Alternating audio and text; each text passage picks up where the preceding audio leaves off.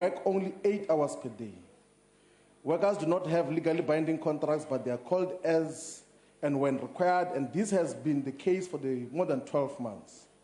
Furthermore, workers are not protected from occupational injuries, and this was evidenced by workers who were injured at work and were not paid the necessary occupational injuries on duty compensation. Honorable The situation Shivambo, is particularly your time concerning is because expired. workers have tried to bring these circumstances to ANC. TPT and the Durban Port Terminal Management Your time is and have expired, not sir. been given the necessary attention. We have returned to the Minister of Labour and Public Enterprises to attend to this situation as a matter of urgency.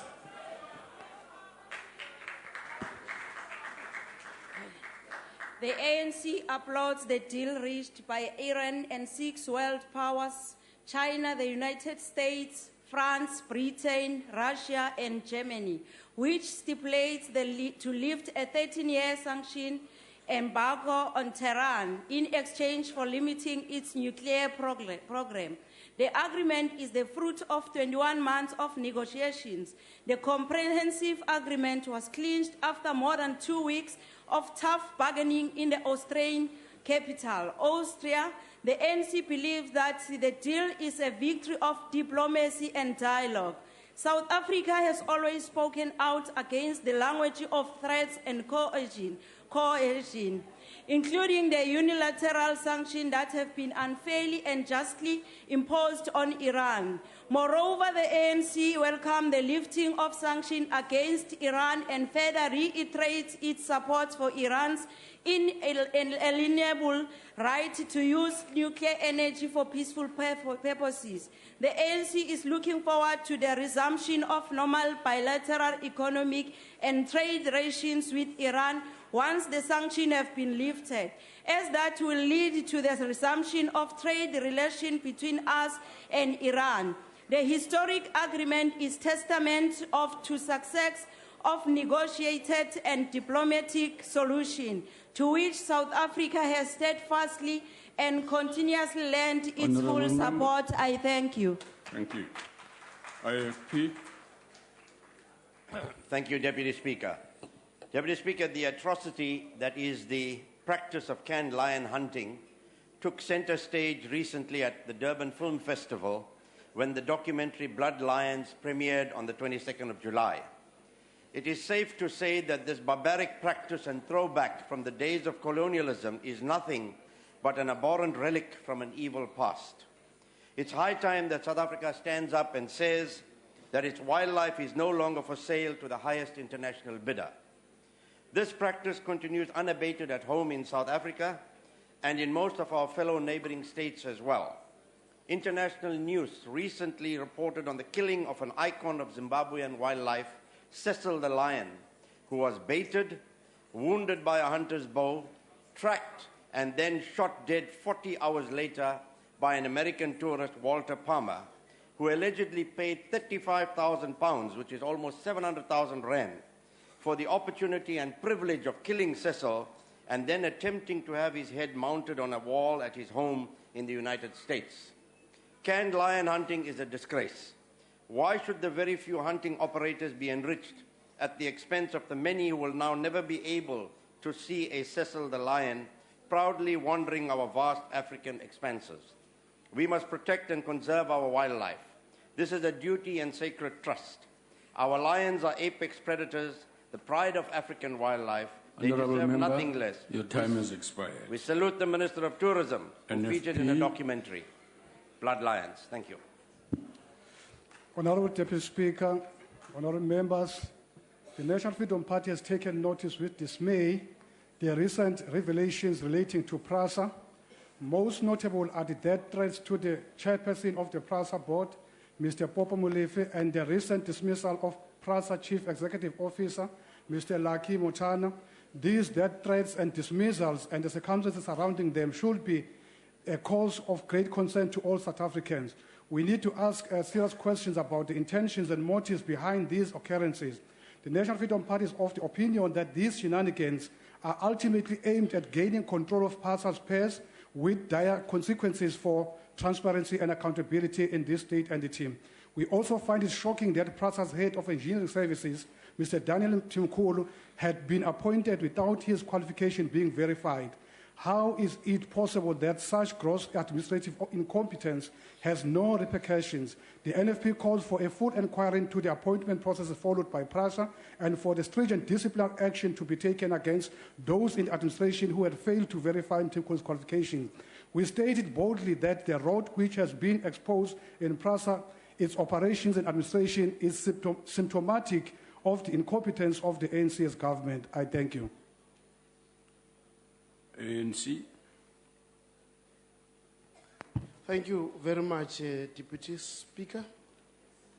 The ANC is not surprised by the revelation that the EFF-led SRC at Valley University of Technology is soliciting bribes for services rendered in return of tenders. We would therefore like to call upon the council and the management of that institution, as well as the police, to investigate this serious allegation and take appropriate actions against those who are implicated in this act of criminality. Students in that university had claimed that the SRC president and some members of the EFF has solicited bribes from a potential service provider for a value of 300,000 rand. This claim has been confirmed by the local service provider, who has stated that EFF SRC has promised to ensure that he receive a contract related to student accommodation in return of 300,000 rand bribe. Some of the students have also alleged that recordings in which EFF members threaten to the service provider does exist. As a proof that EFF stands for corruption, they have now suspended the SRC secretary at that institution and also suspended those who are opposed to corruption. We wish to remind the EFF that institutions of higher learning are not a platform for looting and corruption. The responsibility of the SRC is to represent students' interests, not selfish and greedy interests of student leaders. We call upon... Your time has expired, Honourable Member. Speaker. ACDP. Speaker, I rise on a point of order. Yes, ma'am. Under the Rule 70. Order, please. Hey, when I shut up, when I'm not talking to you, when I'm Kabe. Honourable Maxine, you can't do that. No, but she's telling me that... No. You mustn't do that because we must deal with that matter. Then you prevent us from doing but so. Speaker, she must shut up as well. Deputy Speaker, I rise on a point of order. Mkwenyana, the one who was reading a member statement, I think he must familiarize himself with the politics of students, because what he is saying here is the propaganda of SASCO in VUT. Honourable Member, that's not a point of order. You are out of order. ACDP. Honourable Deputy Speaker, on a point of order. What's your point of order, Honourable Member? You know, in terms of the member statements, the ministers have got the responsibility later on to respond. Here is a person who comes and not make a substantial motion, levels lots of wrong allegations against the EFF. We demand the right to respond and dismiss those lies that the ANC is spreading in VUT. We defeated them 100% there. They go around spreading lies that... Honourable Shivambo, that's not a point of order. You are politically disagree. That's not a point of order. You are politically disagree. But if, this is not a point of order. If a person wants to make an allegation, it must be a substantial motion.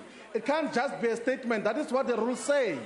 Honourable Member, please realize that what you are saying is not a point of order. I have not finished, Honourable Deputy Speaker. We call upon all students in South Africa not to vote for fly-by-night. Deputy Speaker. Fly-by-night. Honourable Member, no, your time has expired. By anger. Honourable Member, your time has expired. Deputy Speaker. Honourable members, please, man, can you be in order? Deputy Speaker, the rules say that if a person makes an allegation, it must be through a substantial motion. Against individuals, in the House. And then he said lots of allegations against the EFF, a part which is represented here. Yeah. Lies, pure lies. And it's not a substantial motion. Can we clarify him that there's no such a thing? It's just that they wounded SASCO and ANC, which is spreading lies there in VUT. ANC, I'm going to come to that. ACDP, sorry, yes. Quiet, Honourable Member. Thank you, Deputy Speaker. The ACDP regrets recent shocking intolerance levelled at UCT student Zizipho Pai, and we welcome the response of the Vice-Chancellor of the UCT.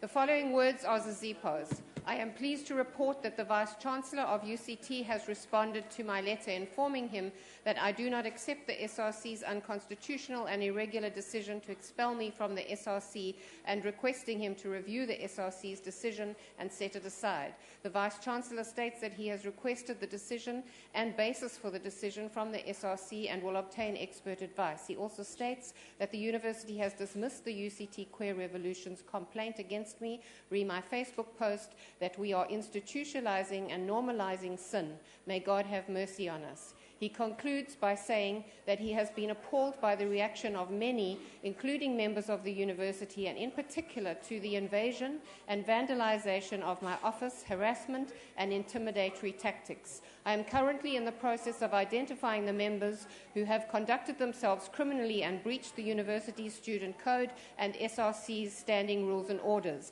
and will press charges to ensure my physical safety and protect my rights. ACDP leader Reverend Kenneth Mishwe will be speaking further on this issue at the first available opportunity. Thank you. Thank you. ANC. The ANC wins out of 10 wards in the recent by-election. The ANC welcomes the results of the recent by-election, which was held on Wednesday, the 22nd July 2015, and contested in the 5 provinces of the Western Cape, Eastern Cape, Limpopo, Northwest, and KwaZulu-Natal. Out of the 10 wards contested, the ANC won 7 out of the 7 wards. It also managed to wrestle a ward from the DA in Mazikama, Vredendal, Western Cape. The results clearly indicate that the people continue to have trust in the ANC and are confident. Number members, please listen. And they are confident that only the ANC is mostly suitable to lead and work together with them towards prosperous South Africa. The ANC, therefore, wishes to thank the people of our country and the specific communities for demonstrating faith in the ANC and reaffirming it as a true leader of the society. The ANC calls on local government structures to continue with their commitment of putting people first and accelerating service delivery through the Going to Basic program. The ANC is committed Honorable together member, with the people your time has to build expired. better communities. I thank you. Deputy Speaker? Yes, sir. Thank you, Deputy Speaker. I wanted to check if it's parliamentary for the Honorable Blade Nzimande to give multiple bad looks to Honorable Floyd Chivambu. Is it parliamentary for him to keep looking at us that we feel intimidated because we've been wondering where has he been in the struggle? Honorable Ndlozi, it is unparliamentary to abuse the rules of the House as you are doing now. I thought you could protect me from his looks in jail. Just his looks, Honorables. Speaker, we have to face the fact that there is a full-blown jobs crisis in South Africa.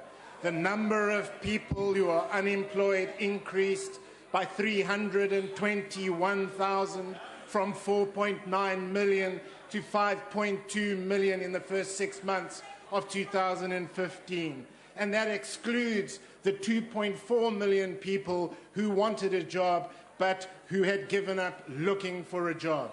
We cannot sit back and do nothing when 7.6 million people cannot find jobs and live without dignity and independence and freedom in South Africa. We also have to face the fact that we are in this situation largely because of government's disastrous economic policies which are killing investment, killing growth and killing jobs in South Africa. And that is nowhere better illustrated than ANC Secretary General Gwede Mantashe's statement in response to the jobs crisis, which is to accuse the private sector, you guessed it, of being unpatriotic.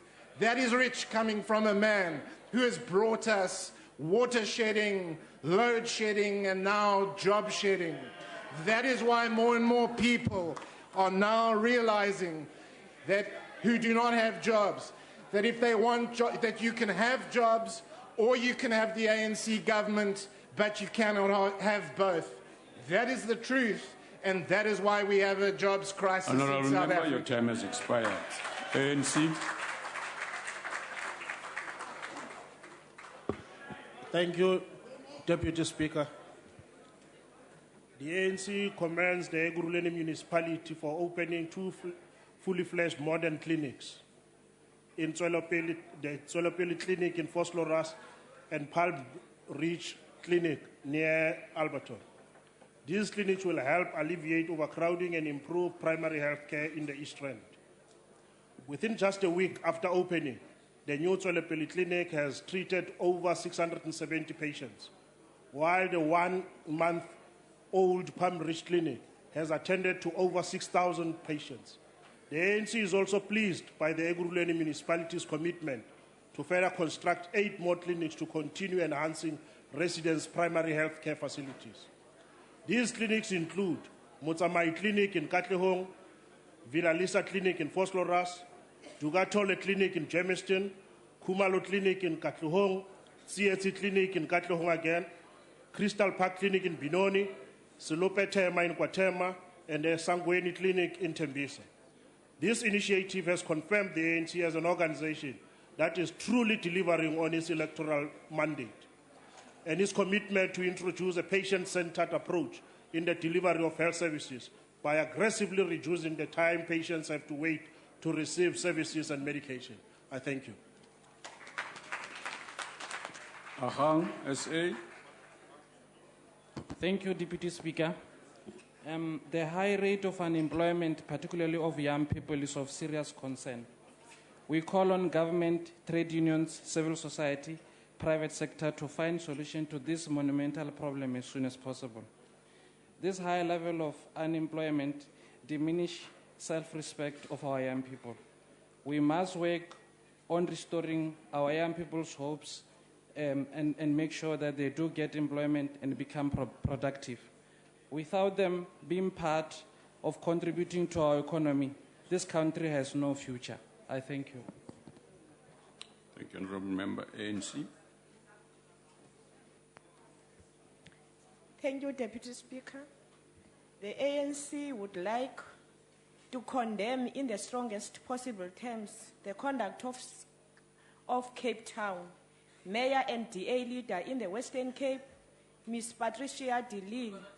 According to recent media reports, Patricia de Lille is driving a clearly corrupt campaign to put the management of a project to develop public space on the Scannic Clifton coastline in the hands of her close friend and associates. The mayor of Cape Town is apparently going against the advice of officials in the city of Cape Town and the Ratepayers Association of Clifton, who have warned her about the potential conflict of interest that will arise by involving her friends and associates in this project.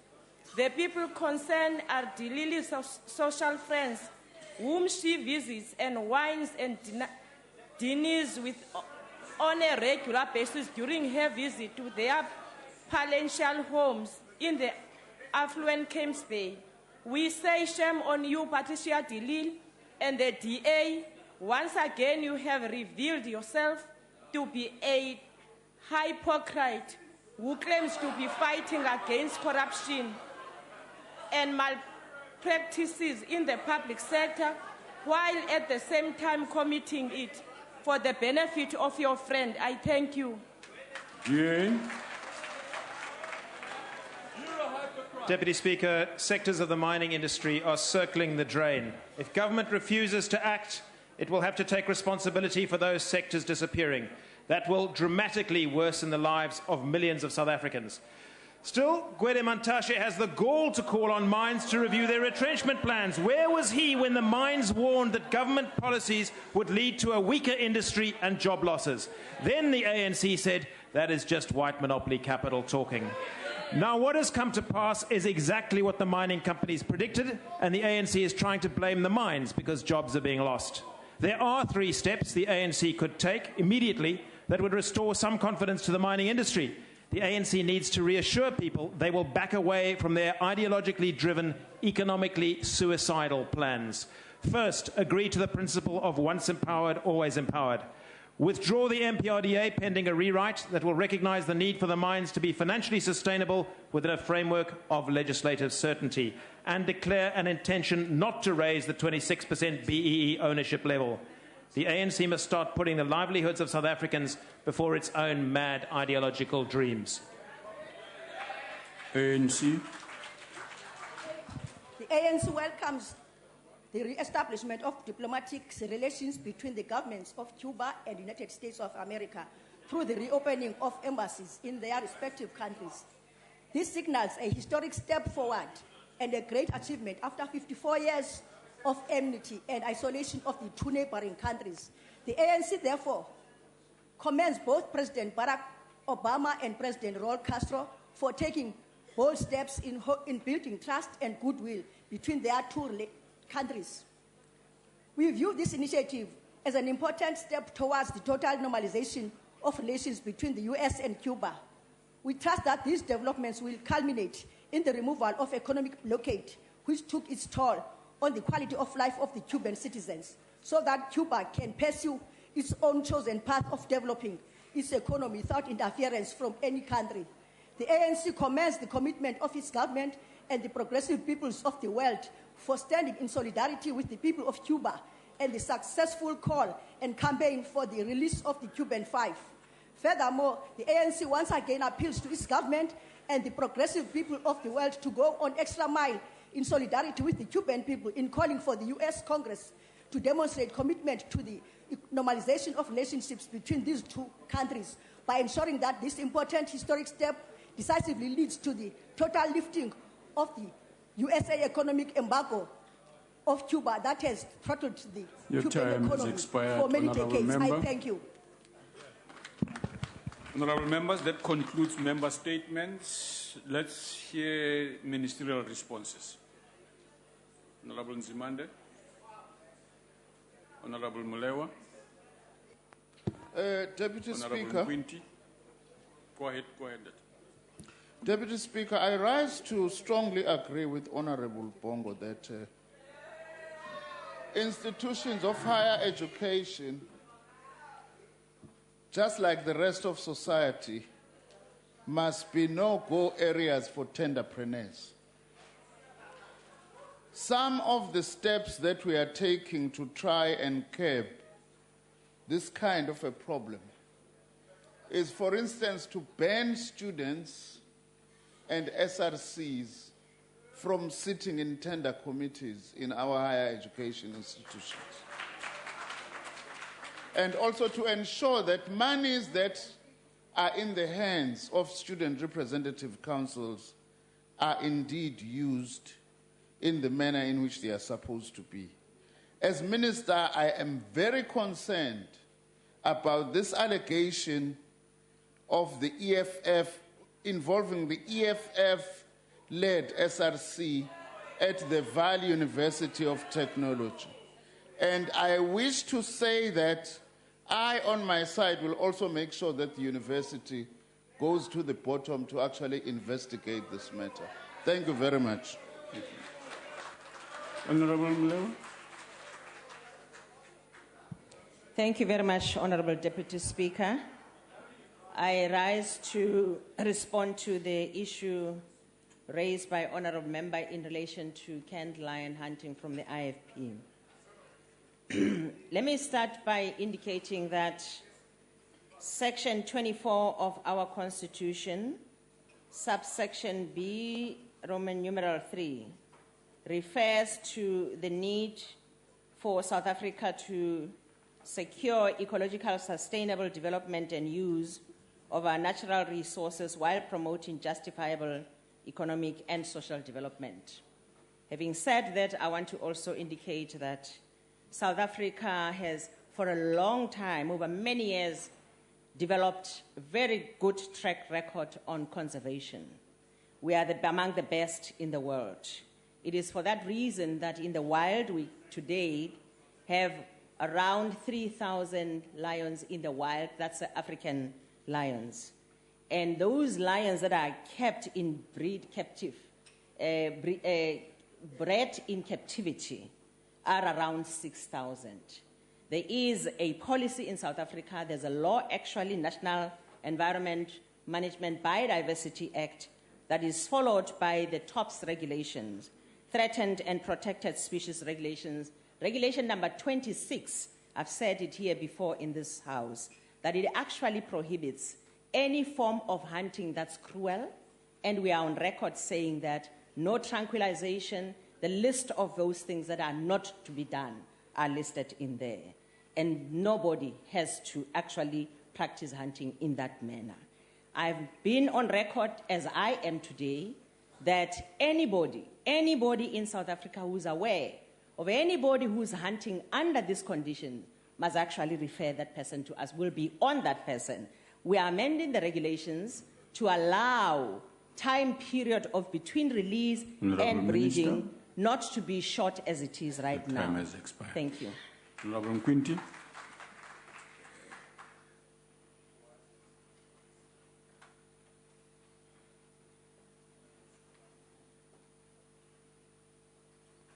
Thank you, Deputy Speaker. Deputy Speaker, I just want to correct the honorable member from the DA who spoke about on employment. You know, because the quarterly labor force survey of June 2015 has the following figures. Total employment of 15.7 million is 197,000 higher than 2015 quarter one, and that is 1.3% increase, and 563,000 higher than a year ago, which is 3.7%. And secondly, the unemployment rate dropped to 25.0% in 2015 quarter two, from 26.4% in the previous quarter. Thirdly, the number of unemployed workers fell by 305,000 from the last quarter to 5.2 million. This, therefore, it says these are the facts. The honorable member was misleading South Africa. Things are very tough. We understand. We acknowledge this. Things are very tough in our economy. In the global context, it is not unique to South Africa.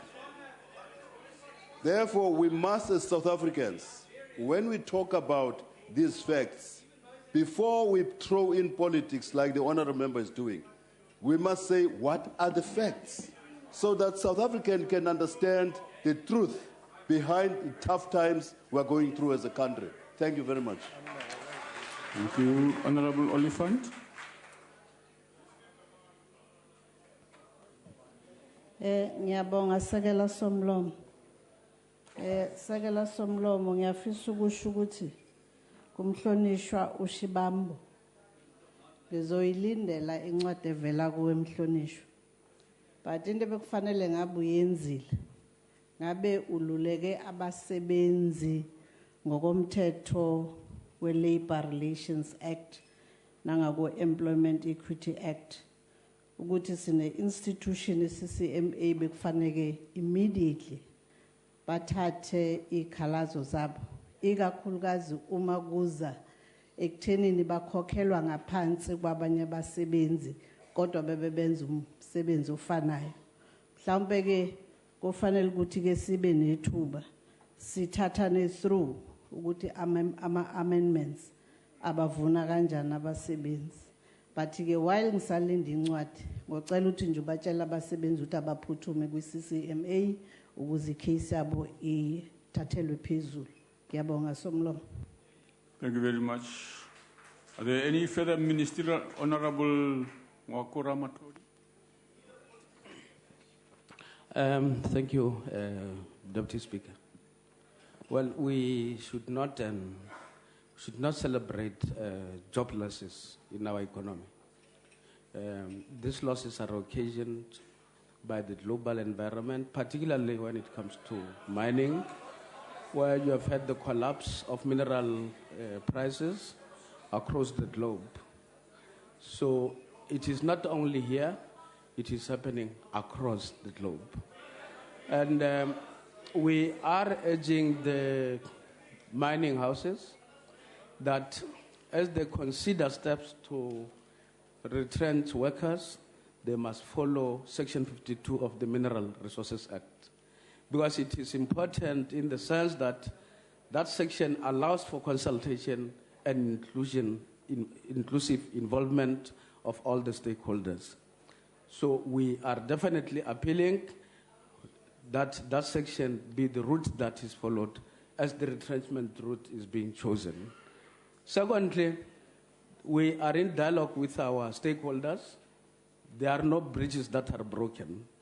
So I will continue together with my department to engage all the stakeholders in our industry with the view of seeing what is it that each one of us can bring to the table in order to mitigate the harsh economic conditions prevailing that we are faced with currently. Thank you, Deputy Speaker. Thank you. Any final ministerial response? There's one left. If there's none, we proceed. That concludes ministerial responses.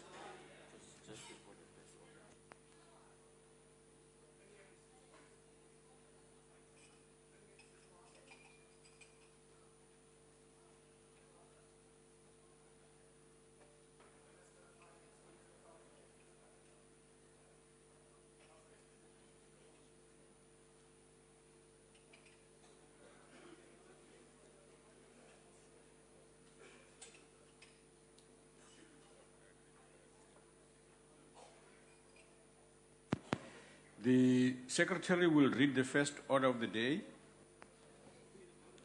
Consideration of first report of Rules Committee of National Assembly 2015. Honorable Mdagani.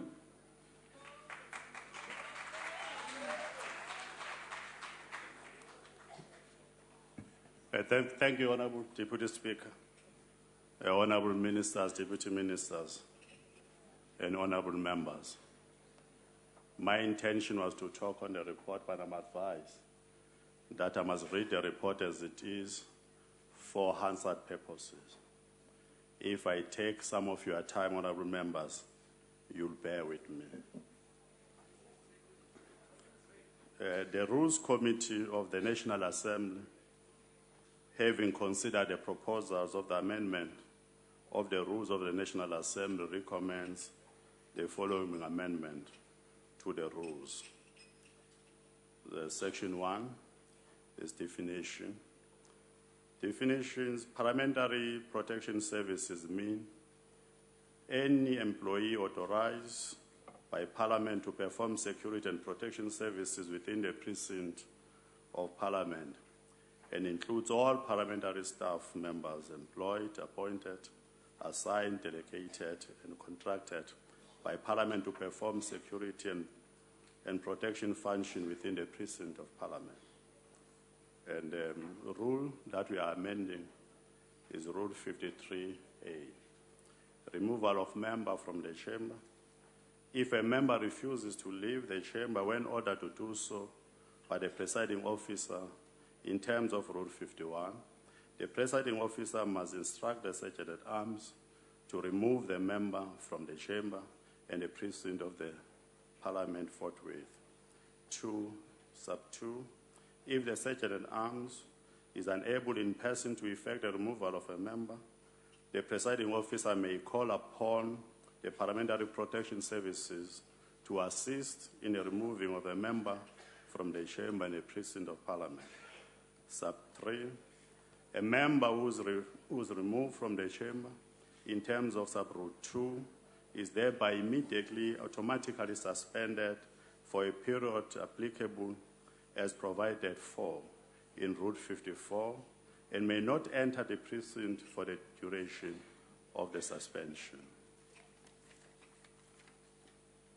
Sub 4, if a member resists attempts to remove from the chamber is in terms of sub-rule 1 or 2, the Sergeant at Arms and the Parliamentary Protection Services may use such force as may be reasonably necessary to overcome any resistance.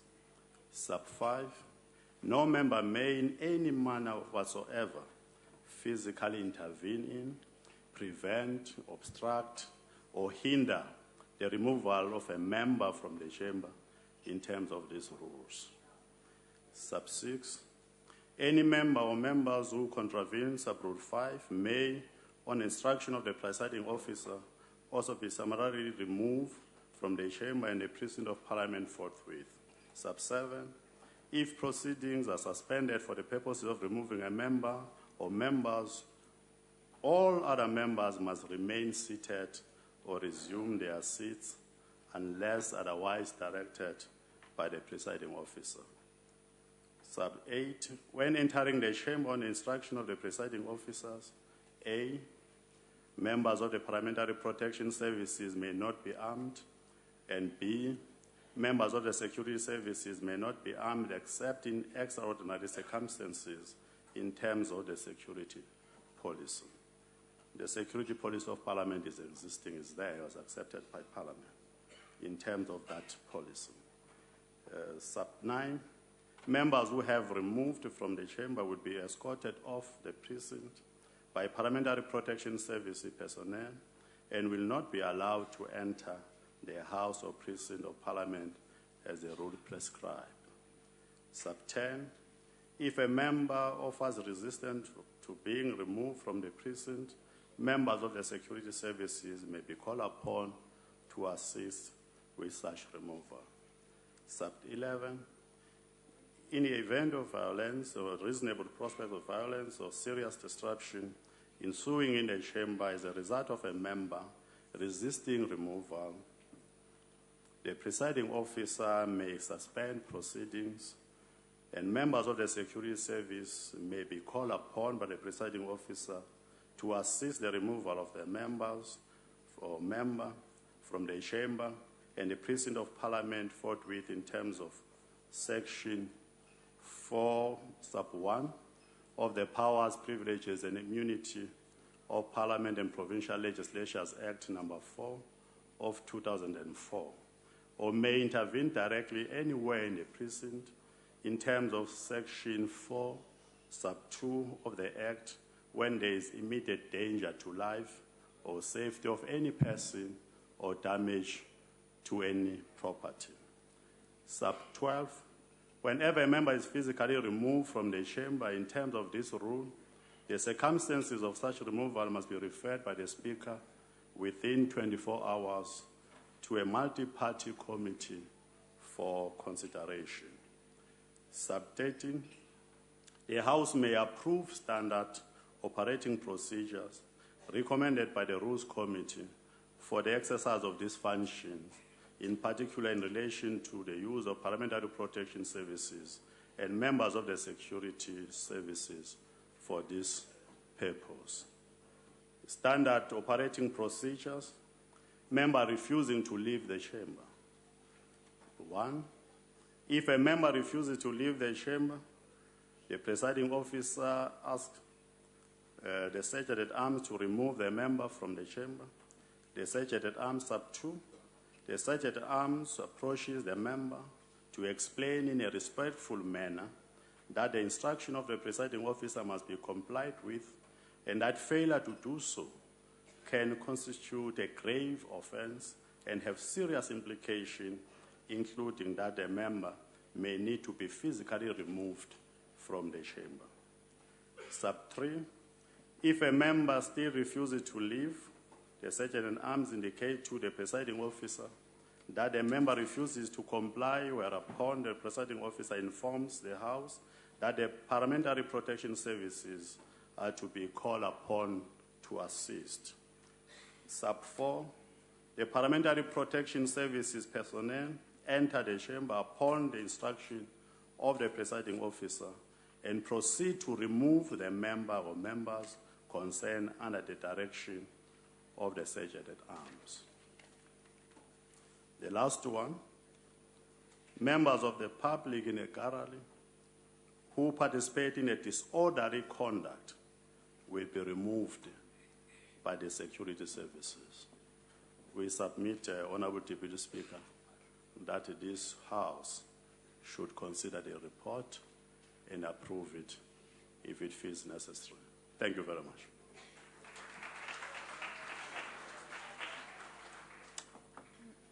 I now recognize the Chief Whip of the Majority Party. Honorable Deputy Speaker, I move that the report be adopted. Thank you.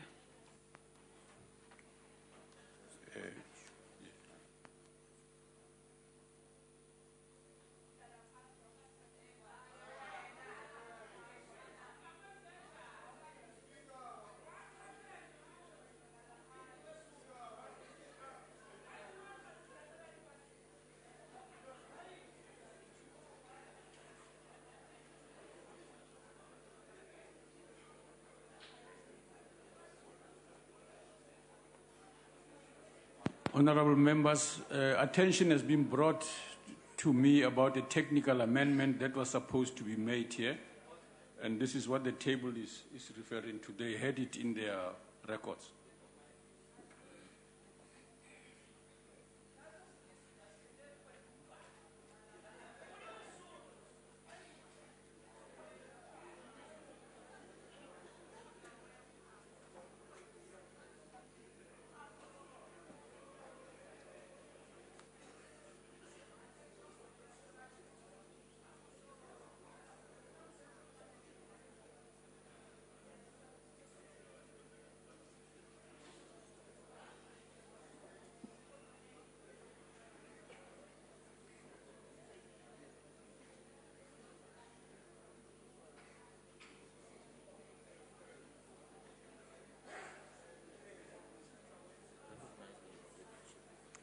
Okay. Honorable Deputy Chief Whip, do you have that now? Thank you, Honorable Speaker. I move that the report be adopted with the following amendment. That the word person in the definition of parliamentary protection services be deleted and replaced with the word employee. I so move. Okay.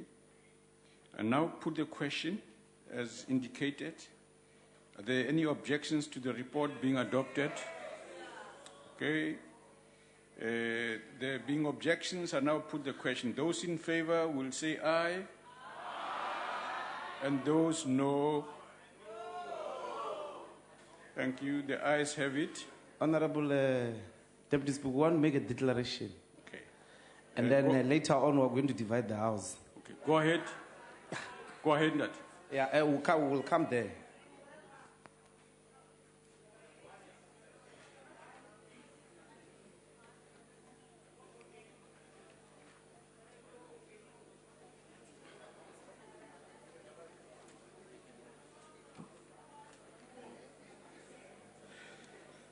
Thank you very much, Deputy Speaker. We stand here as the EFF to reject with contempt the proposed removal of members of parliament physically for something that they say with their mouths. We do not have a problem if those who are physically threatening the security of other members of parliament or of the facilities here, if they are doing so, they can be removed physically.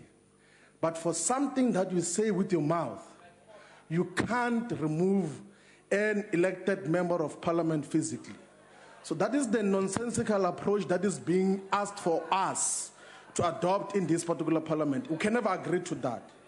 Also, we think that Rule 54, as it currently stands, is unconstitutional. We told the Speaker through our lawyers when she tried to suspend us through a procedure that it can never be constitutional to suspend any member through a declaration, through an arbitrary process without having gone through a process. There is no law that will ever agree in South Africa for an automatic suspension, whatever amount or whatever extent of crime that you have committed. Cyril Ramaphosa, Deputy President Cyril Ramaphosa, ex-Minister of Police Natim Teta, are currently facing charges of murder and conspiracy to commit murder for killing workers in Marikana, but are sitting with us here. How on earth can we as Parliament pass a legislation that says that we must automatically suspend Parliament for 5, 10, or even 20 days? What kind of constitutional democracy are we embracing if we're just going to do that? A sitting president here of the country is facing 700 charges of theft of public money. He's facing charges of unduly benefiting in Nkandla to enrich himself, but he is still a president of this country. How on earth do we come here and say that we must approve legislation or some guidelines that say that a speaker, out of just saying that you are suspended, can be suspended for 10 days, depriving us of our right to come and speak on behalf of the deprived people of South Africa? Let us be reasonable. Let us be sensible. Let us respect the Constitution. Let us reject the proposals that have been given here by the Sanko person who came here to speak. We need to take ourselves seriously. But I want to make this Parliament aware that even before this was agreed upon, already Parliament is training 25 members of the SAPS. Those who came here to remove members of the EFF and assault them physically. Already HR has been instructed to employ them.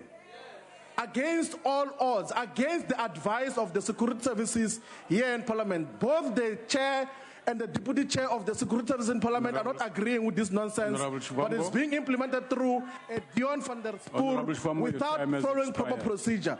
We must reject the proposal as being put here by the Rules Committee. Thank you very much. Next declaration. DA.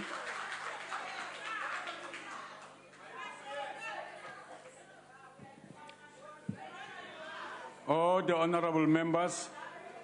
Honorable members. Thank you very much, Deputy Speaker. Deputy Speaker, the foundation for today's discussion and debate in the House on these rules has to begin where it started, and that's with the Constitution. Section 57(1) of the Constitution says that the National Assembly may determine and control its internal arrangements, proceeding and procedures, and B, make rules and orders concerning its business with due regard to representative and participatory democracy, accountability, transparency, and public involvement. This right of Parliament was upheld in the Constitutional Court judgment of Doctors for Life versus Speaker of the National Assembly and others, in which the courts recognized the fact that Parliament has an important and very special role to play in our constitutional democracy. It said in the Doctors for Life case that it is a principal legislative organ of the state. With due regard to that role, it must be free to carry out its functions without interference. To this extent, it has the power to determine and control its internal arrangements and proceedings. That's where we begin today. Rules are transient. The Fifth Parliament is very different to the First and Second Parliament, and even the Third Parliament. And that is why we have the flexibility of Parliament to change the rules as and when situations arise. This is vested in the Rules Committee, and then obviously this House has the ability to change that. We cannot have a situation where certain members of the House exercise their freedom of speech to the extent that it infringes on other members of the House freedom of speech and their ability to perform the function which the millions of South Africans at home sent us here to perform. This House cannot function if it simply becomes a chamber where the party who shouts the loudest and drowns out others prevails at the end of the day. That was never the intention that the framing founders of the Constitution envisaged this Parliament to be. They wanted it to be a clash of ideas, and they wanted to be a place where we could have an exchange of ideas. If it simply becomes who outshouts the others the loudest, it is a race to the bottom, which will never see the jobs, the freedom, the fairness and opportunity which South Africans expect from us to be debated in this House. And it's for that reason that we support these rules. Two very important concessions made, and I want to thank all those who worked in the subcommittee from all parties. First of all, a multi-party oversight committee, which any party in this House can serve, to ensure that there's oversight over these services. But more importantly, and the bigger victory, I think, for Parliament, is that the Parliamentary Protection Services cannot consist of members of the Security Service envisaged in Chapter 11 of the Constitution. So never again will members of the security services be here to remove members of this chamber for things that they have said. We will have an independent parliamentary protection service which is accountable to the Speaker and Parliament, and I think that is a good step forward. Thank you. Honourable Singh. Thank you, Honourable Deputy Speaker, Honourable Members. We as the IFP have no problem in supporting the amendments as proposed in the ATC and the amendment as proposed by the Honourable Deputy Chief Whip, which changed the word of persons to employees. See, Honourable Members, Deputy Speaker, extraordinary circumstances require extraordinary measures. If we as Honourable Members of this Parliament had been following and obeying the rules that we established for ourselves and that we've been following for the last many years, none of these measures that are being proposed today would have been necessary. We are to blame for what has happened, and we are now going to have to face the consequence of these standard procedures that will have to be invoked whenever there is transgression of the rules. Chairperson, Deputy Speaker, we are also pleased that there is a clear distinction between security services and parliamentary protection services. There was a moment when there was going to be an interim definition of parliamentary protection services to include the security services. I'm glad that all the members of the committee decided that that clause be removed. On the question of bias, this question came up quite a lot in our Rules Committee meeting. And I agree with honourable members of the EFF that when a presiding officer makes a particular ruling, you can get red carded on a soccer field, maybe for not even having committed an offence. But you have to leave the field at that moment in time, and there are procedures to appeal. It has happened even in international football. Therefore, we would welcome the establishment, which Honourable Steenhuisen spoke about, of this multi-party committee sooner rather than later, which will sit with the Speaker and consider Clause 55, expression of regret. Because if a person is suspended, a member is suspended, you can still be reinstated even the next day if you express regret, but I think it should be a joint decision. Honourable Deputy Speaker, in addition, we need to urgently consider all the amendments that have been proposed by the Rules Committee and the Sub-Rules Committee of the rules from Chapter 1 to Chapter 15. There is a process in place, and I think all of us as caucuses and honourable members need to apply our minds. Lastly, Honourable Deputy Speaker, nobody can take away the right of any honourable member to say whatever he or she wants from this podium. The freedom of speech is enshrined in the Constitution. However, it comes with a responsibility. And if there is a ruling from the presiding officer, we have to obey and respect the ruling. Hence, we will support these amendments and the proposed amendment. Thank you. Honourable Kubiso.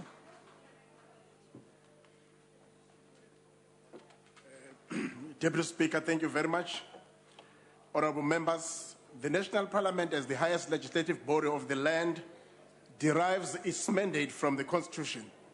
Section 57, particularly Section 1A and B, provide that the National Assembly may determine and control its internal arrangements, proceedings and procedures, and B, makes rules and orders concerning its business with due regard to representative and participatory democracy, accountability, transparency and public involvement. The rules of Parliament take cue from this section of the Constitution. Debates of the Fifth Parliament have taken the attention of the public for a variety of reasons. And among these, one can count robust and critical discourse, but on the other hand, parliamentary debates are viewed as being disorderly and not dealing with substantive and bread and butter and service delivery matters that affect the people of South Africa on a daily basis. It is sacrosanct that the decorum, integrity, and dignity of the House be upheld and maintained. It is recorded that the NFP expressed displeasure on the concept of security services and they are being summoned to come to the House or evict members of the House. The NFP is also on record as calling for the clarity on certain concepts. For instance, the precincts of Parliament, how far we go with that. We agreed at the Rules Committee that the report that is tabled here today should be followed by the process of looking into all the chapters, 15 chapters of the Rules Book. Therefore, on those bases, Speaker, Deputy Speaker, the NFP would support these rules. Thank you, Honourable Member. On NCDP.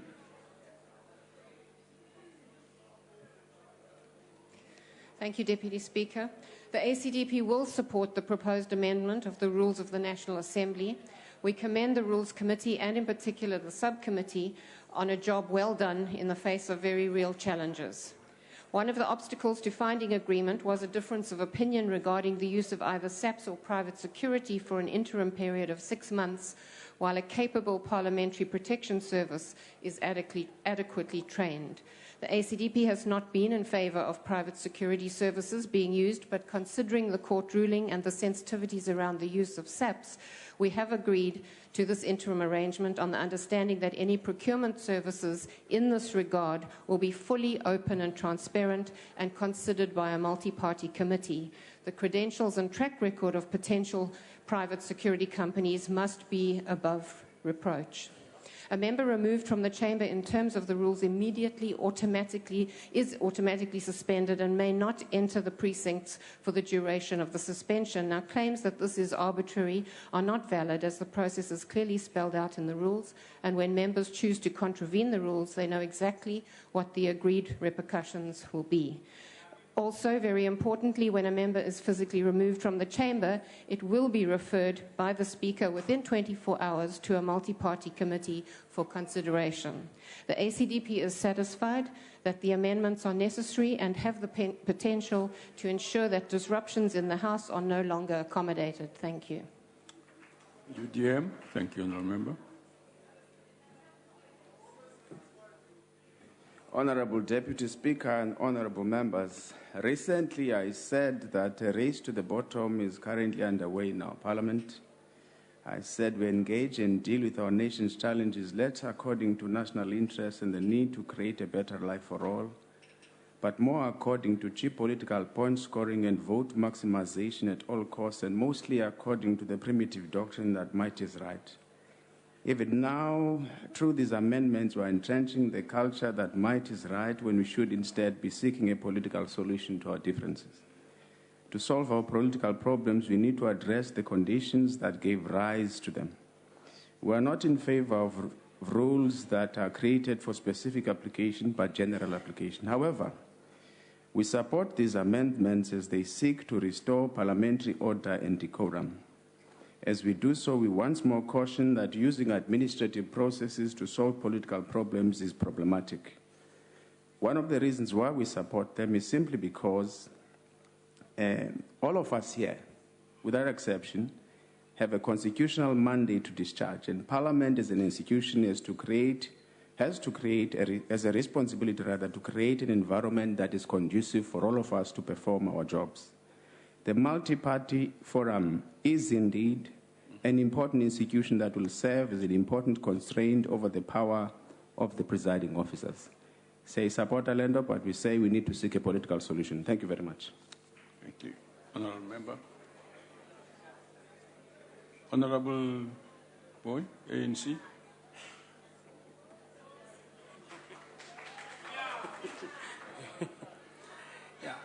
Good afternoon, Deputy Speaker. You see, what is important and what we should be able to have learned in this process is that, as one of the honourable members have already indicated, is about the constitutionalism of the process and how do we sustain the rules. But one of the things that we have come to be able to deal with is how you deal with lies, dishonesty, and misleading of the public. Because one of the things that we have to deal with, the more you shout, you make it difficult for the public to understand what is going on in the House. So when you deal with the issue that how you present the president of the country, and you narrate a story that says there are 700 charges that he's faced with, that is misleading the public. And it comes from those bases that you want to create chaos in the House so that misleading can continue. And even the NDPP has not been able to come to that. But what we know about what we have put together and the unism that has been shown by different members is that centrally to that option was all of us our own rights here in the House. There's no member who's better than any other member in the House. We're equal in front of our Constitution, we're even equal to God itself, that there's no way would allow any other member, when he comes into the House, to think he's far better than the other one. It's our responsibility as members. We came here with different party mandates, and we want to be continuously being able to explain to the public that have voted for us that this is what is going to happen. The more you shout at us, the more you howl at us, and the more you mislead the public, distortion gets around with citizens. And that's what is important that we should be able to deal with. And these rules are about that. They are about to make sure that any other member of parliament that makes it very difficult for us to be able to be heard in the House must know that when you are being approached by the Sergeant of Arms, and when you are being approached after you have resisted from the Sergeant of Arms, definitely so, the sacrosanct approach that you have taken about this particular house that will allow the protection guard to come in unarmed. But if you raise your hands against the protection guard, you must know that you won't treat you as a member of parliament. We'll definitely call in the police, because there's no other way.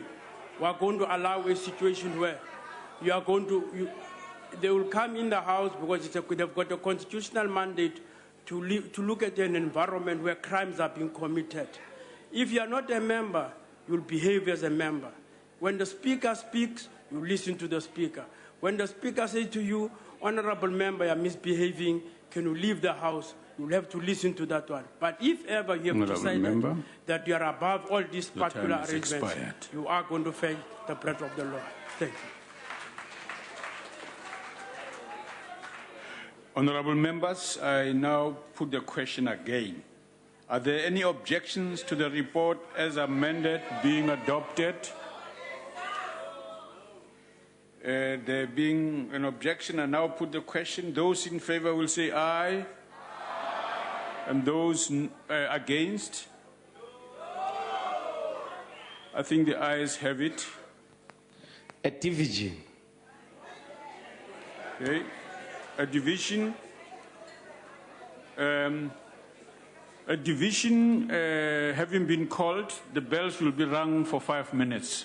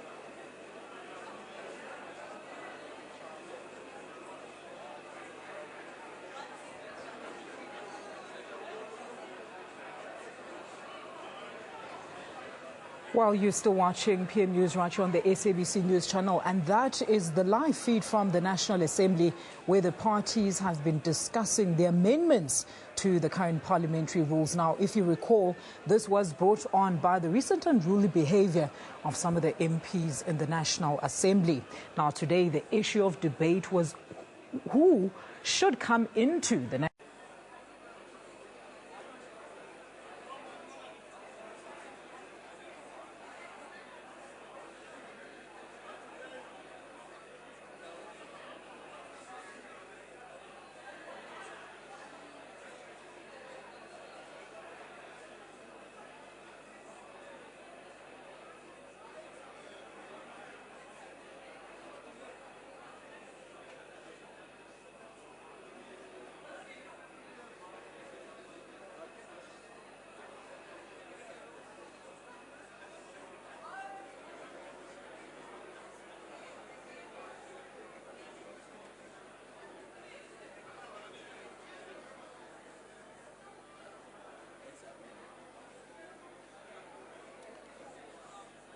Honourable members, please take your seats and settle down.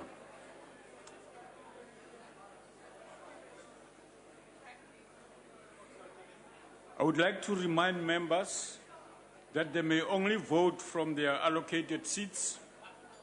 When requested to do so, members must simply indicate their vote by pressing the appropriate button below the yes, no, or abstain signs. If a member inadvertently presses the wrong button, the member may thereafter press the correct button. The last button pressed will be recorded as the member's vote when the voting session is closed by the chair. The question before the House is that the first report of the Rules Committee of the National Assembly 2015 with an amendment to the definition of parliamentary protection services be adopted. Are all members in their allocated seats? Voting will now commence. Those in favor of the report with the amendment should press the yes button. Those against should press the no button. Those wishing to abstain, press the abstain button.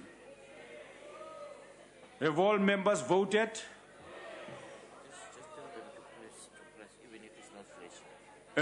Do press even if it's not flashing.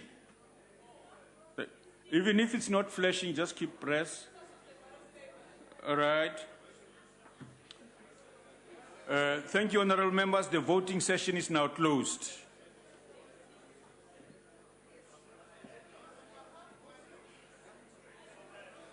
We will tell you.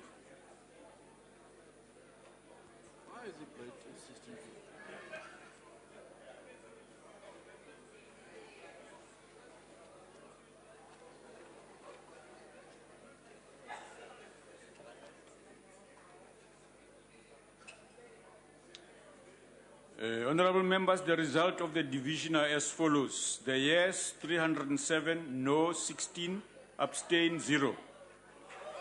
The question is accordingly agreed to.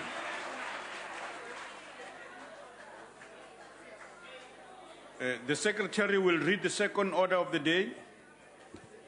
Second reading debate, Merchant Shipping Amendment Bill. Honourable Makadzi.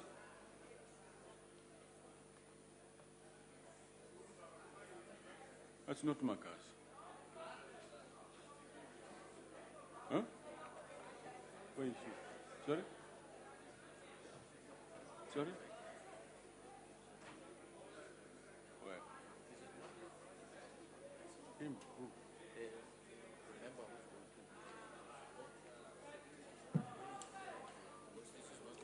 Chairperson, honourable members, after 20 years of an ANC-led government, we can declare unequivocally that South Africa can have equally rights which are entrenched in the Constitution. It is our wish that we deepen these rights and the access of our people to courts. Honourable Pat, could you please hold on for a little while? I just want to make sure that we are on the right track. Yes.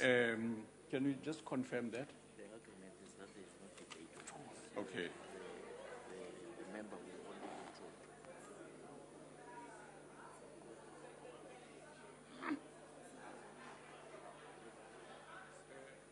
Honourable Member, are you just introducing the stuff on behalf of the chairperson? Because there's no debate. There's agreement, apparently, that there's no debate, that there will only be an introduction of this thing. I just want to confirm that you are doing that. Thank you very much. Go proceed.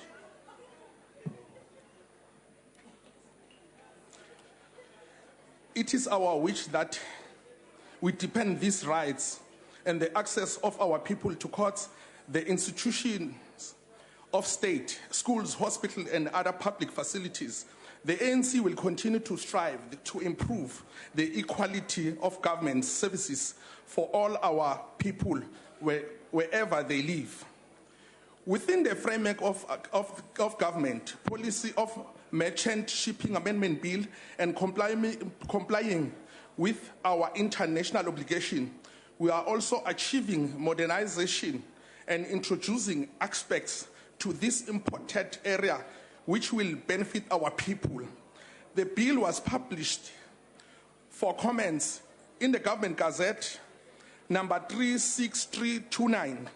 Comments were received. The bill was brought to the Portfolio Committee for further engagements. After several engagements, the bill was approved by the Portfolio Committee.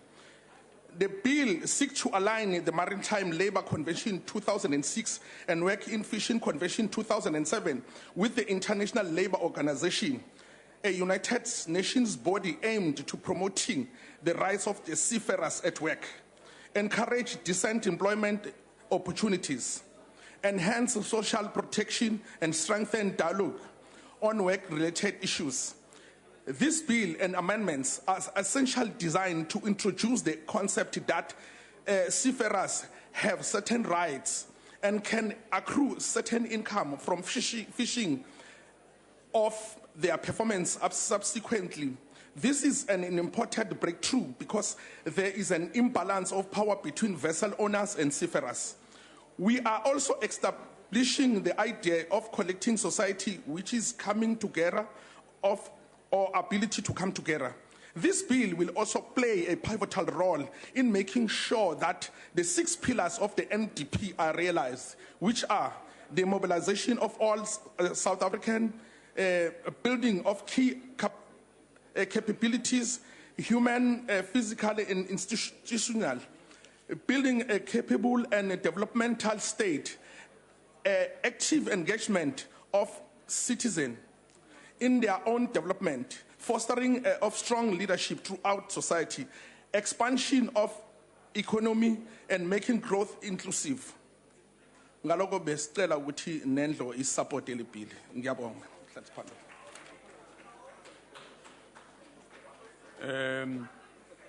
Honourable members, I now put the question. Are there any objections to the bill being read a second time?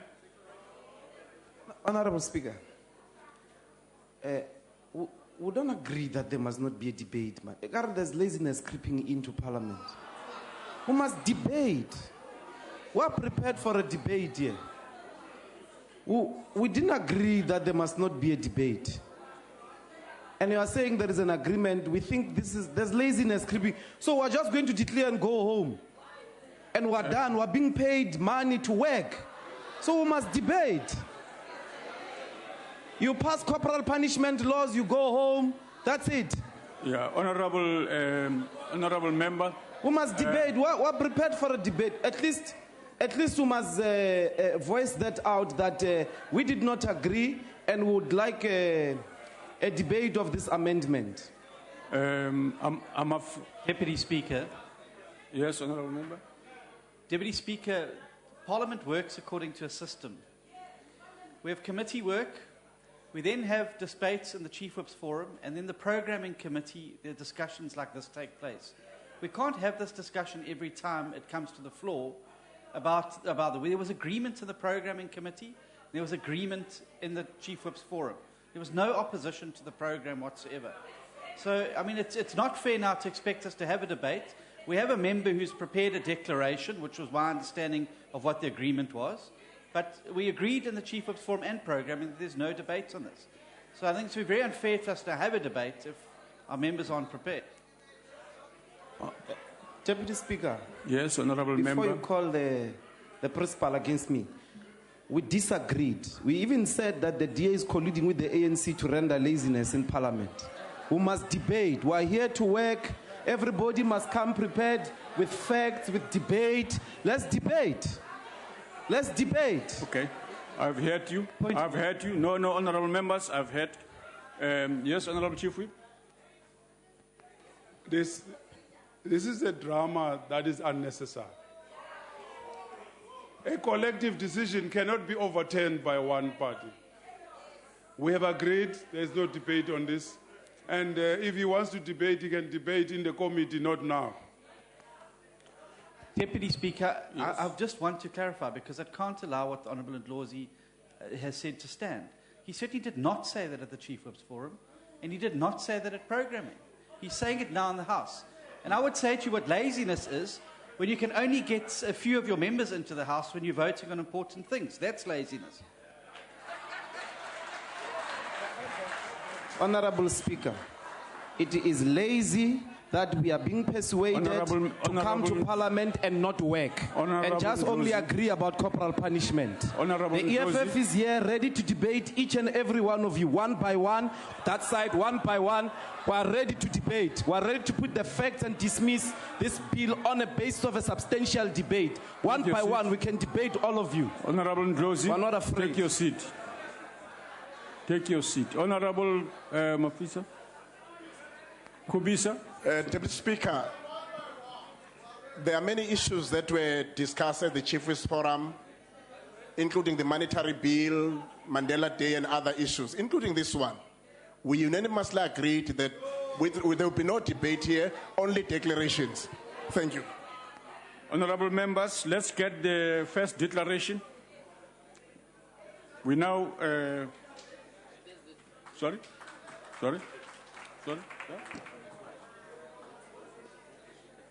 Oh, no, honourable member.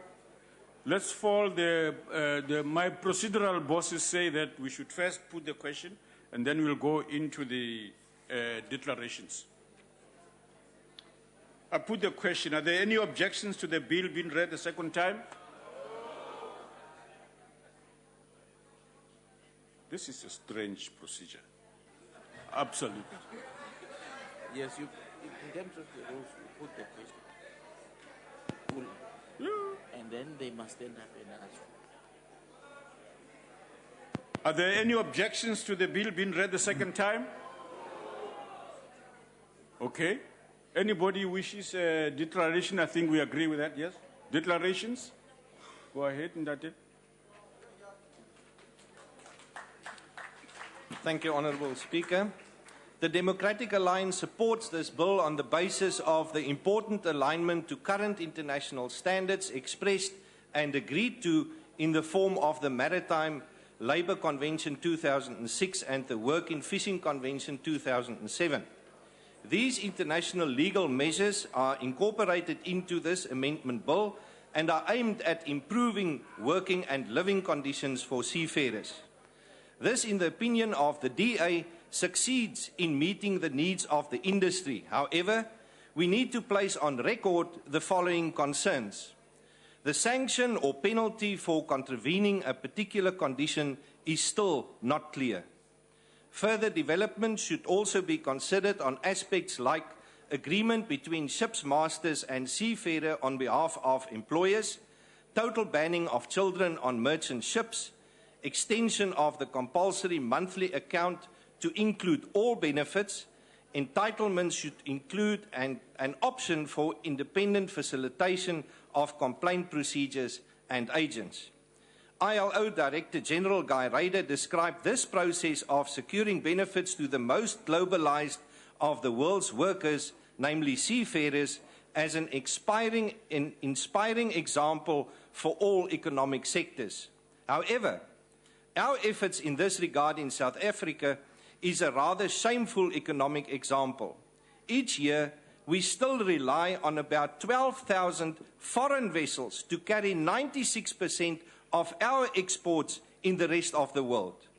Globally, South Africa is still regarded as a country with a ship register which is seen as uncompetitive, a perception that has resulted in not a single merchant vessel being listed locally.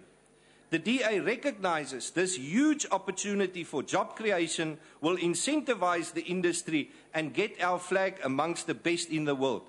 I thank you. General Member.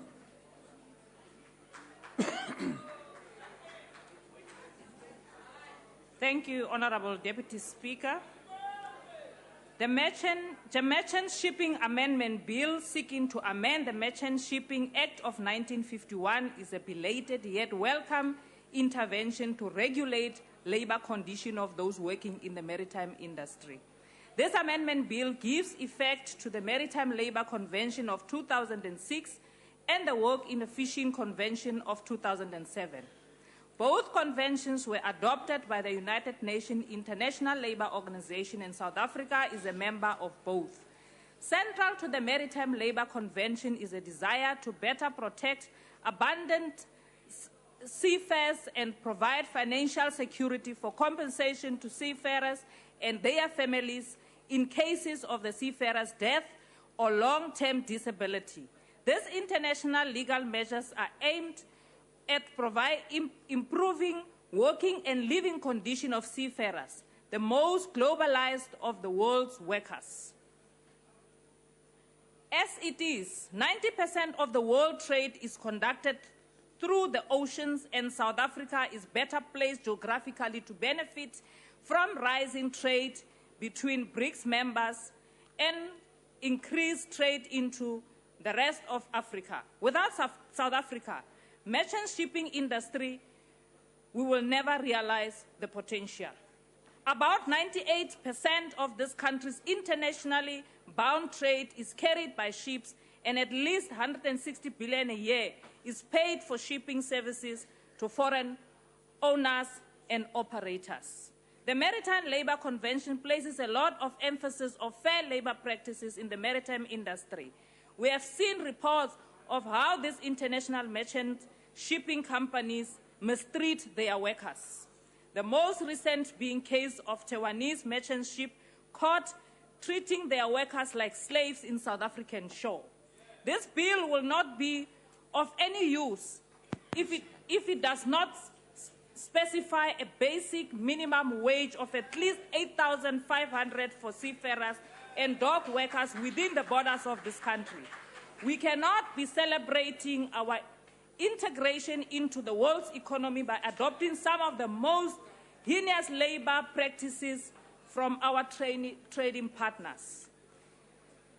This bill fails to address most of these issues. For that reason, we object the bill. Thank you, Chair.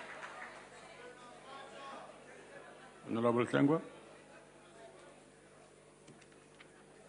Thank you very much, Honorable Deputy Speaker.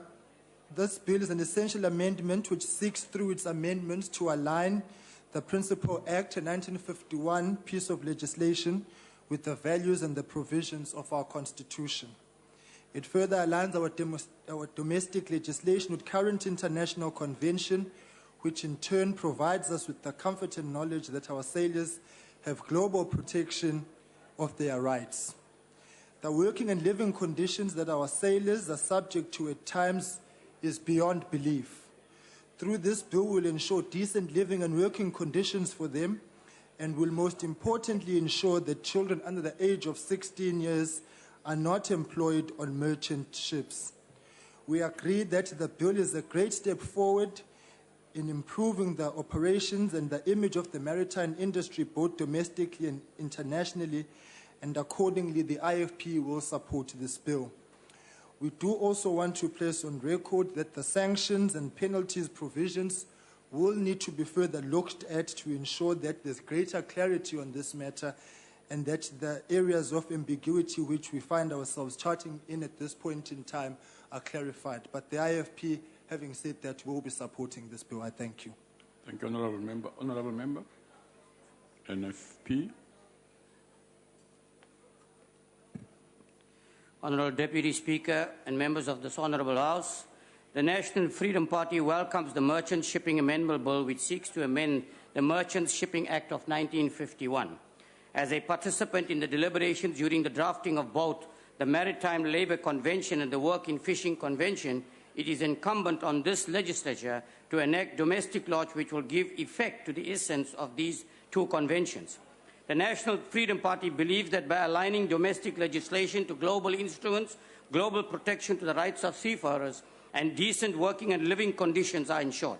More importantly, adopting the bill will enable South Africa to intervene in cases where foreign ships enter South African ports if they have contravened the rights of seafarers.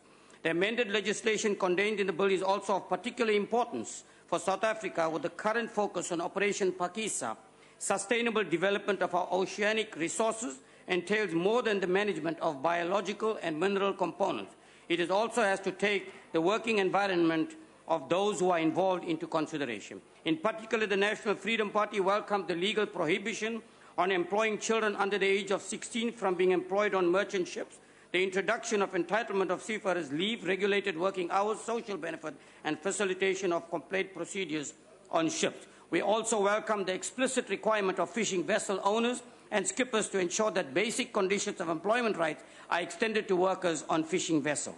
These provisions are congruent with existing national labour legislation and align the Merchant Shipping Act with the constitution of our beloved country. Finally, we believe that by adopting this bill, the operations and image of South Africa's emerging maritime industry will improve, which is vital in international trade. In conclusion, Honourable Deputy Speaker, the National Freedom Party supports the Merchant Shipping Amendment Bill. Thank you. Thank you. Are there any further declarations? ANC. Thank you very much, Honourable Deputy Speaker. As the African National Congress, we would want to applaud the department for having thought through that it is important that we have a legislation of this nature which will be able to regulate the seafarers, the skippers, and the ships that will be at sea, especially those who will be carrying the flag of the Republic. We also want to indicate that in line with the National Development Plan, this bill will be able to assist in making sure that the national conventions are upheld, particularly those of training of the seafarers, those of skilling the seafarers, because this will be able to add on to the human resource development capital of the Republic. Let's indicate as the African National Congress that, having said this, it is important that in the end we will see our country being able to have manufacturing companies that will be able to manufacture ships, maintenance companies that will maintain the ships at our shores. We are delighted that actually even issues of labor, the Merchant Shipping Bill is taking care of the labor issues that children below the age of 16 will not be seen at sea, but those that will be seen at sea below the age of 16 will be the ones that will be training in this ship. We want to applaud the department. We're saying that this is a step in the right direction, that we're able to comply with the international standards. I thank you. Thank you, Honourable Member. Honourable Members, declarations having been done, I now put the question again.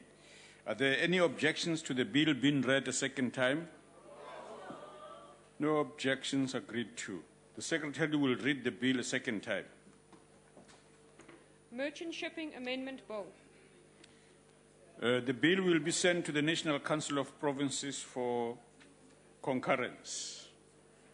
We now come to notices of motion.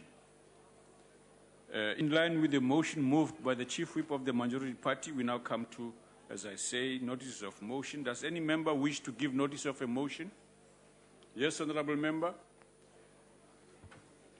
Deputy Speaker, I hereby give notice on behalf of the ANC that at its next sitting of the House discussed the mechanism to stop the use of violence by taxi industry to enforce their grievances and the resolution of dispute in their favor. So move. Thank you very much. Next. Yes, Honourable Member. Thanks, Deputy Chair. I hereby, on behalf of Democratic Alliance, that on its next sitting, the House debate the lack of consultation and the effective public participation in implementing prepaid being imposed on our people. I thank you. Thank you. Honourable Member. I rise on behalf of the EFF that in its next sitting, the House debates the collusion between the land valuers and the land owners that inflate prices to sabotage the land redistribution efforts. I so move. Thank you. Honourable Kubisa. Thank you, Speaker. On the next sitting day of this House, I shall rise on behalf of the National Freedom Party, move that this House deliberates on the need to empower our youth with skills as a way of reducing escalating levels of unemployment in our country. So move. Thank you. Honourable Singh. Thank you, Honourable Deputy Speaker. Deputy Speaker, notwithstanding the response by the Honourable Minister of Environmental Affairs, on behalf of the IFP, I shall move at the next sitting of this House that the House debates the continued abhorrent practice of canned lion hunting in South Africa, the limited scope of its benefits to the economy, the regulations and legislation necessary to bring an end to this throwback from colonialism, and the steps we can and should be taking going forward to protect wildlife in South Africa for our future generations. I so move. Thank you. Yes, Honourable Member, right at the back there. Thank you, Honourable Deputy Speaker.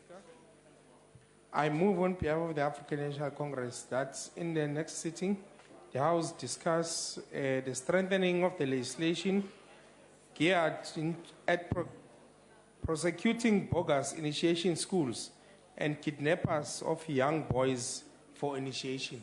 I thank you. All right. Yes, Honourable Member.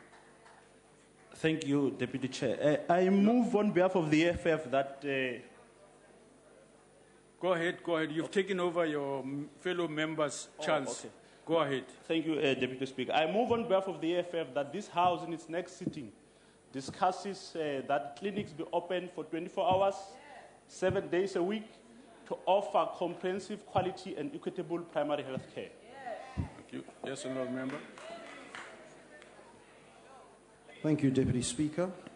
I hereby I give notice that I move on behalf of the Democratic Alliance at the earliest opportunity that this House notes that the Minister of Transport, in a written response to a written parliamentary question by the Democratic Alliance, stated that the locomotive trains which had been purchased did not differ in any form from the required dimensions from the required sale.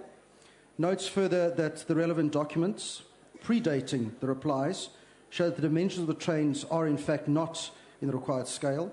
Notes the Minister must have been aware of the difference in scale before furnishing Parliament with the written reply.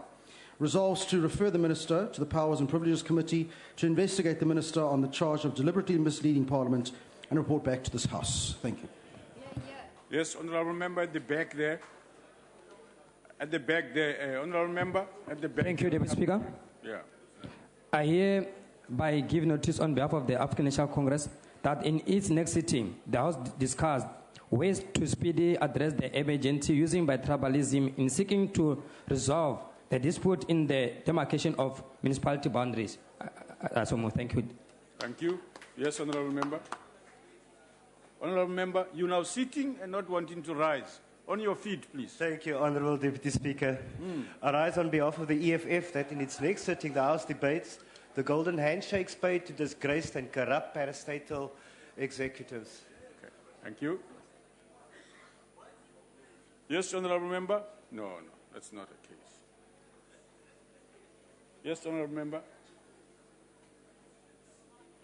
Thank you, Deputy Speaker. I hereby move on behalf of the Democratic Alliance that at its next sitting, this House debates the escalating public concern about shameful slaughter of African wildlife and the serious ethical problems in the hunting industry, which has led to an increase in illegal and cane hunting. Thank you, Mr. Speaker. Thank you very much. Yes, Honourable Member at the back. Come to you. Thank you, Deputy Speaker. I hereby move on behalf of the Democratic Alliance that at its next sitting the House debates a massive financial turnaround of arms manufactured in Nel, following government's partial privatization of it in 2002, and how a similar model can and must urgently be considered for ESCOM. Thank you. Yes, Honourable Member. Thank you, Deputy Speaker. I rise on behalf of the EFF that in the next sitting, the House debates councillors who take bribes inclusive of money and sexual favors for access to jobs and RDP houses from women. Thank you. Yes, Honourable Member.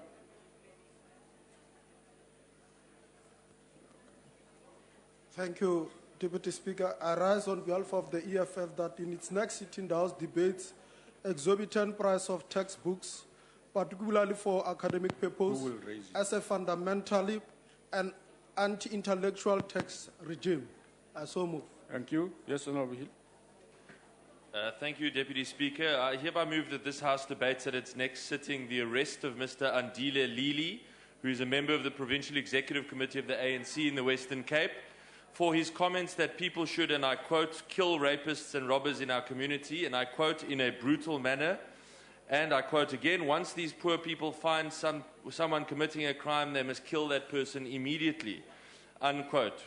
The House should further debate the basic respect by said ANC member for the right to life and for the violation of the freedom of expression enshrined in the Constitution by using that freedom to incite hate and violence. I so move. Yes, Honourable Member.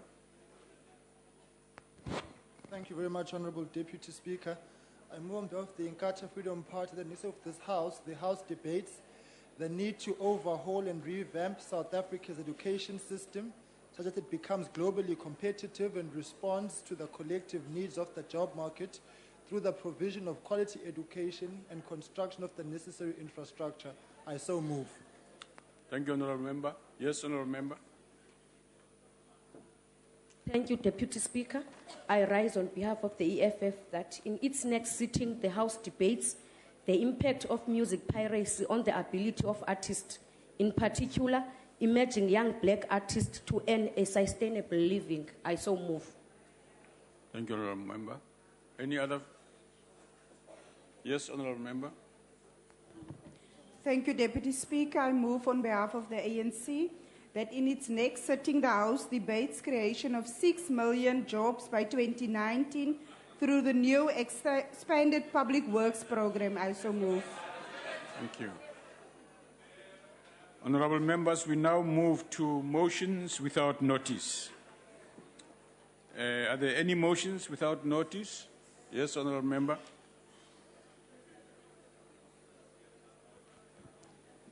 On behalf of the Chief Whip of the Majority Party, I move without notice that the House knows that on the 14th of July 2015, the Ambassador of France to South Africa, Elizabeth Babia, bestowed upon Ahmed Kathrada the Medal of Knight of the Legion of Honor during the celebrations at the French residence in Pretoria.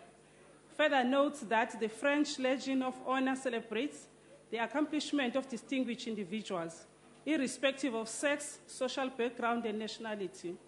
Acknowledges that Kathrada's honor was as a result of his lifelong struggle for justice and freedom, which commands respect and admiration.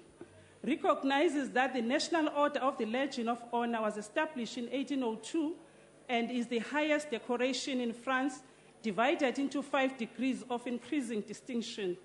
Further recognizing that Kathrada joins a few other prominent South Africans to have received this award, including Nelson Mandela, Archbishop Desmond Tutu, Miriam Makeba, and the late Nadine Gordimer, and congratulate Mr. Kathrada on receiving this accolade. I so move. If there are no objections, I put the motion. No objections agreed to. Yes, Honourable Member. Thanks, Deputy Speaker. Are you fine? Or you did not recognize me? Honourable Member, you're on your feet. Do your job now. Okay. And you're leaving. Well, Ratsava corporal punishment. I rise on behalf of the EFF without notice for the House to note the allegations of police protection that the imperialist multinational corporation British American Tobacco, a cigarette company which controls 80% of the tobacco industry in South Africa, has been given by members of the police elite squad, the tactical response team, as private security guard for its private distribution vehicles. That BAT is one of the multinational companies that is involved in tax avoidance and illicit financial flows to erode the South African tax base. Billions of rands through aggressive tax avoidance schemes leave the country because BAT, like many multinationals that are engaged in illicit financial flows, declares taxes through complicated schemes that uses bogus companies in tax havens. That according to the Action Aid, BAT has 142 companies in tax havens whose role is nothing but tax avoidance. In addition, that SARS did an assessment of BAT to an amount of 1.74 billion of unpaid taxes between 2016 and 2010, which BAT is disputing. That this means they are benefiting unduly from the taxpayers' money, that they do everything in their power to weaken through illicit financial flows. Further note that BAT trades in tobacco, which is responsible for many deaths and diseases in society. Research shows that more than 20,000 people die from tobacco-related diseases a year. That resources used to address the health damages caused by tobacco in society far exceed what the industry contributes to the fiscus. That receiving police protection means BAT is literally receiving state sponsorship to go and physically place our people's lives and under health and risk. To call upon IP to conduct an investigation into the protection of BAT by the top police, because this is criminal and an utter disrespect of the constitutional role of the police. I so move. If there are no objections, I put the motion. I object, Chairperson. There be an objection, the motion falls away. NFP.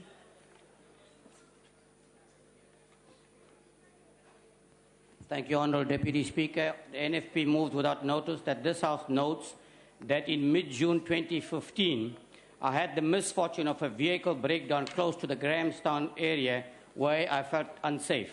Further notes that I made a telephone call to the South African Police Services in Grahamstown to notify them of my predicament. Acknowledges that Colonel Tambani from the Grahamstown Police Station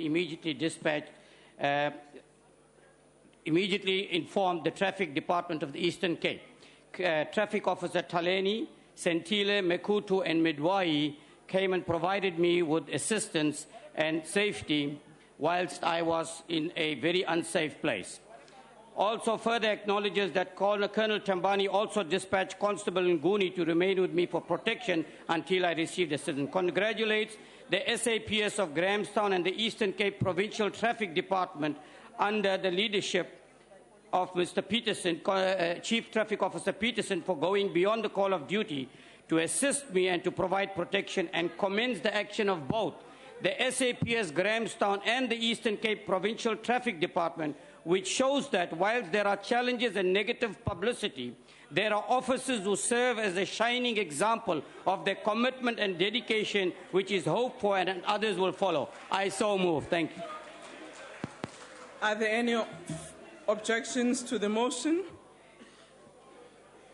There being no objections, agreed to.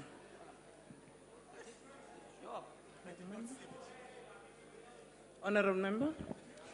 On behalf of the Democratic Alliance, I hereby move without notice that this House notes that former South African cricket captain Clive Rice sadly lost his battle with cancer on Tuesday morning.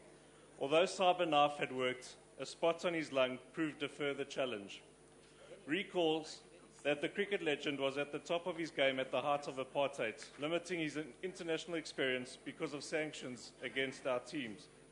Also recalls that Rice played 3 memorable one-day internationals for South Africa following the country's return from sporting isolation against India in 1991.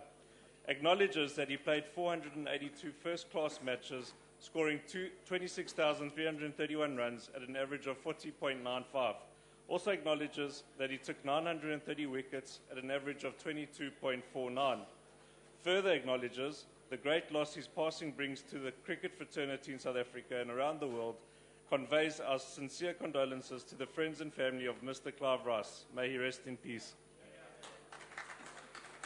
If there are no objections, I put the motion.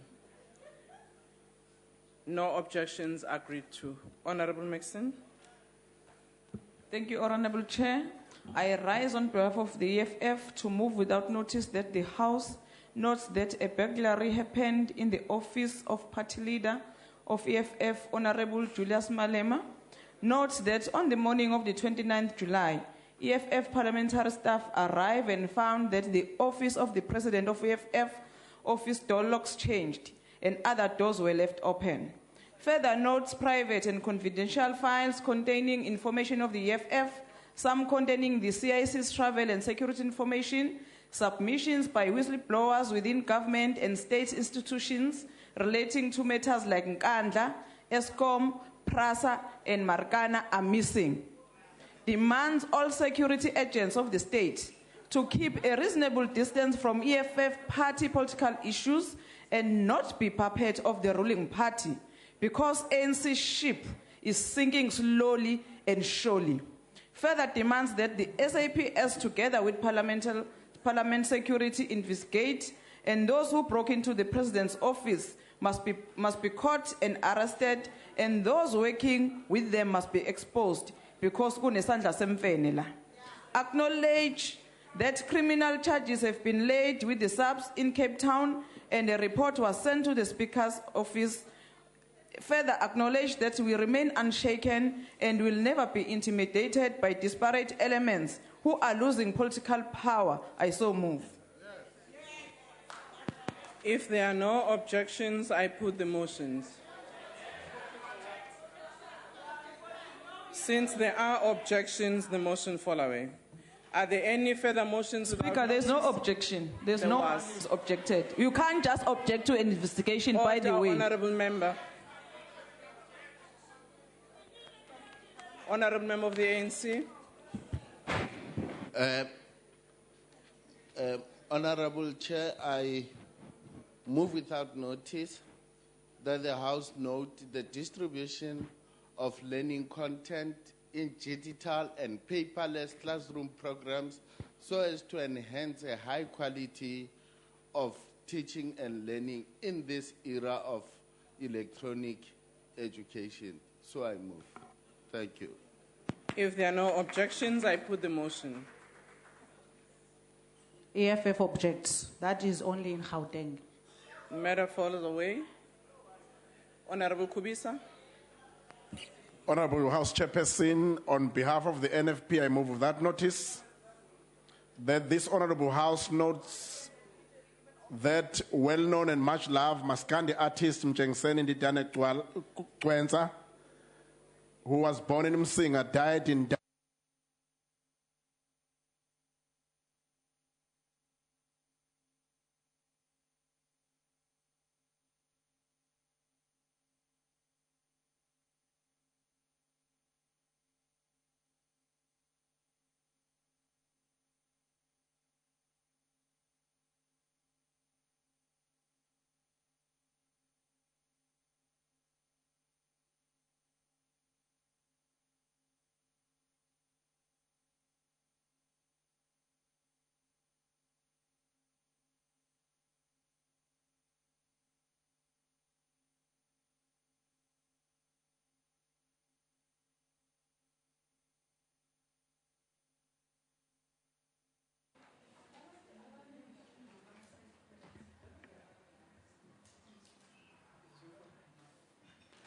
Are we super? Thanks, bro.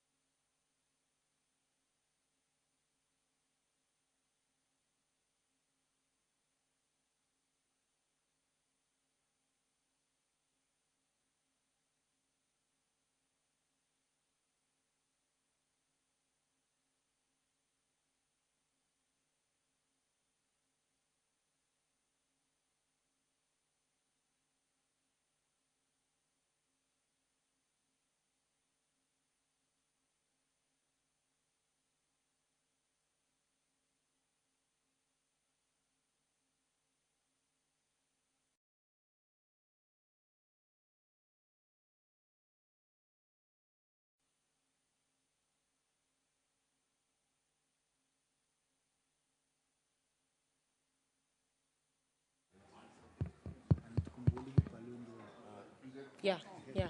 Dit is ons C-punt kantoor.